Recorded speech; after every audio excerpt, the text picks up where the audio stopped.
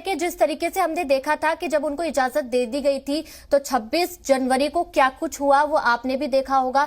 तो इसी को लेकर कहीं ना कहीं सख्ती बरतने की भी जरूरी हो जाती है, पहले से ही एहतियात बरतने की भी बहुत ज्यादा जरूरत हो जाती है ताकि इस तरीके की जो घटनाएं हैं वो ना देखने को मिले। तो उसी के मद्देनजर ही अभी फिलहाल सरकार ने रोक लगाई है। इसको लेकर आप क्या कहेंगे कि आपको यही लगता है कि सरकार जो है वो गलत कदम उठा रही है?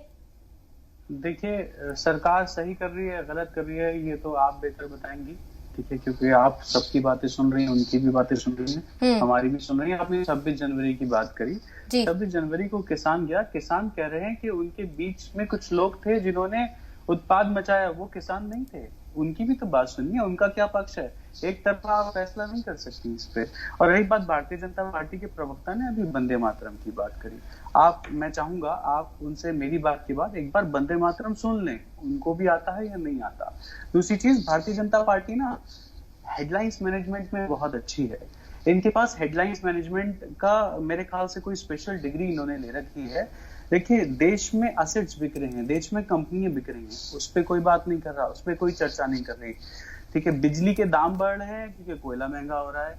हिंदुस्तान, हमारा देश, दुनिया का दूसरे नंबर का सबसे बड़ा जो है प्रोड्यूसर है कोल का। यहाँ पर कोयले की कमी हो रही है, सुन के आपको अचंबा नहीं होता? हमें तो अचंबा होता है। एक तरफ बात आती है कमी है, दूसरी तरफ बात आती है कमी नहीं हो रही है। आप और हम इस बहस में लगे रहेंगे कि कमी है या कमी नहीं है। उधर एयर इंडिया बिक जाए या कोई और बड़ी कंपनी बिक जाए, या 100 कंपनियां जिसकी अभी कुछ टाइम पहले प्रेस रिलीज में जिक्र हुआ था, प्रेस कॉन्फ्रेंस में कहा गया था, कंपनियों का जिक्र किया गया था कि government has no business to do be in business, कि गवर्नमेंट को कोई अधिकार नहीं है बिजनेस पे रहने का, यानी कि निजीकरण की तरफ जा रहा है। अब निजीकरण के लिए आप 4 साल के लिए 5 साल के लिए कह के आप सारे गवर्नमेंट सेक्टर, वो असेट्स जो हमें प्रॉफिट दे रहे हैं, आप उनको प्राइवेटाइज कर देंगे तो क्या देश तरक्की करेगा? तरक्की करेंगे वो बिजनेसमैन जिनके पास वो सारी चीजें जाएंगी।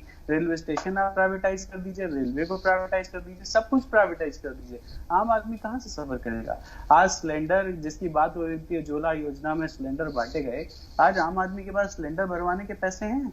कहाँ पहुंच गया सिलेंडर, कहाँ से कहाँ पहुंच गया, उस पर हम चर्चा नहीं करें। आतिफ हुसैन साहब, मैं आपसे एक सवाल करना चाहूंगी। जैसा कि आप कह रहे हैं कि आप इस तरीके से नहीं कह सकती, ये बताइए, अगर मान लीजिए कि कुछ लोग हैं और अगर वो किसी जगह पे आएंगे और उससे पहले भी कुछ ना कुछ दंगा जो है वो भड़का हो, उन्हीं के बीच कोई और लोग भी आ सकते हैं। जैसा कि आप कह रहे हैं कि किसानों ने कहा कि उनके बीच कुछ और जो उपद्रवी थे या जो भी लोग थे, उन्होंने वो पूरा हिंसा जो भड़की थी वो भड़काई थी। तो क्या आप ऐसे लोगों को दोबारा से आने की इजाजत देंगे, जबकि एक बार फिर से कुछ ऐसा ही खतरा जो है वो बना हुआ हो कि अगर बड़ी तादाद में इस तरह से लोगों को आने दिया जाएगा तो फिर से कुछ वैसा ही जो नजारा है वो देखने को मिल सकता है, जो शांति है, जो सुकून है इलाके का, वो खत्म हो सकता है? उसके बाद भी आप इजाजत देंगे क्या?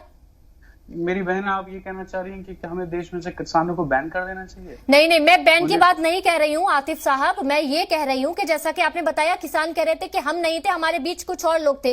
ठीक है, मैं भी मानती हूँ कि कुछ और लोग थे, लेकिन जो घटना देखने को मिली, क्या उसके बाद भी आप इजाजत देंगे लोगों को दोबारा उसी जगह आने की या फिर दिल्ली में आने की? और आपको जबकि ये खतरा भी बना हुआ है कि दोबारा से जो वैसी ही कुछ घटना है, जो हिंसा है, वो देखने को मिल सकती है, तो जाहिर सी बात है कि पहले से कुछ सावधानी तो बढ़ती जाएगी ना।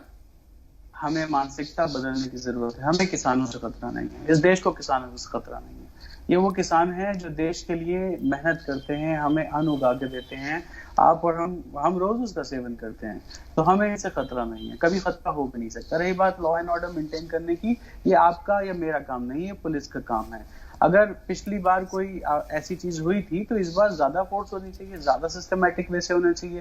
पहले उनके साथ मीटिंग्स करनी चाहिए, पूरा रूट बनाना चाहिए, उनसे पूरा आकलन लेना चाहिए, कितने लोग आएंगे, कैसे आएंगे, सारा डेटा करिए, मैनेज करिए। क्या आप ये कहना चाह रही हैं कि पुलिस असमर्थ है उनको मैनेज करने में?